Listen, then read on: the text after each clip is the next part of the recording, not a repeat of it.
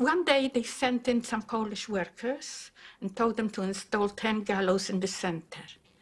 We knew something bad was going to happen, and yet we couldn't do anything. While they gathered hundreds of people to stand by and watch it, they hung 10 men together. And afterwards they would let them hang there for days on end so that everyone in the ghetto should have a chance to see it. And we thought that was bad enough.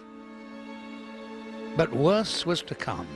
The Nazis promised Jews a better life if they agreed to leave the ghettos in cattle wagons. In fact, they were taken straight to death camps. The largest of these was Auschwitz-Birkenau. When the empty cattle trucks returned, station cleaners found little notes in them saying that the people who are being taken to concentration camps where mass killing is taking place. We didn't and we couldn't believe it, but we had no options. So one day I found myself with my parents in the station. We were packed in very tightly into these waiting cattle trucks, always without food or water, no air.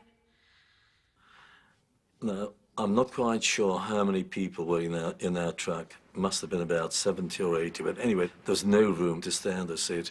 And of course, 2 buckets either end of the cattle truck. One bucket was for the water and the other one for the ablution, which was horrendous.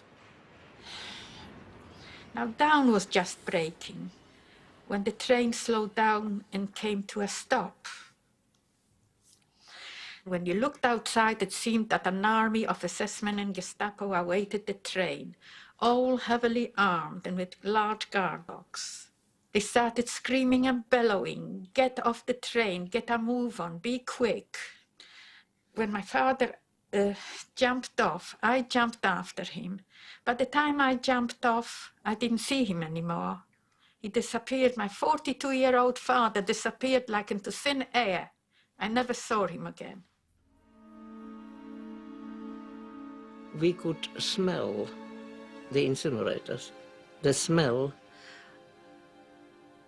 of burning flesh.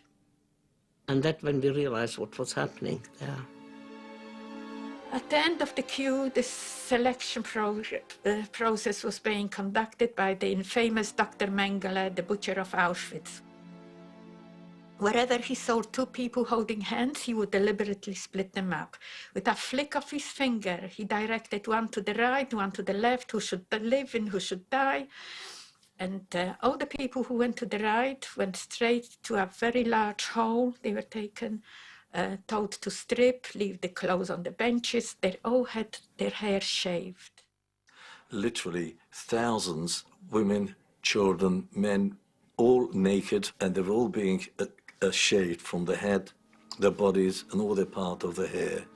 And all I remember, los, los, schnell, schnell, quicker, faster, faster. And you could see there's people just walking about with blood everywhere. Men in striped pajamas with pliers were walking around opening people's mouths. And anybody with a gold tooth, it just got yanked out.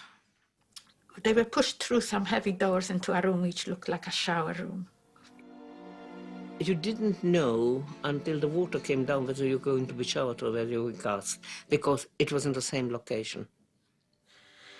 Through these sleds, they would throw in canisters with a gas called Cyclone B. The screaming that was coming out of there, it's not possible to describe. It's just, you know, it was terrible. But after about 15 minutes, all was quiet.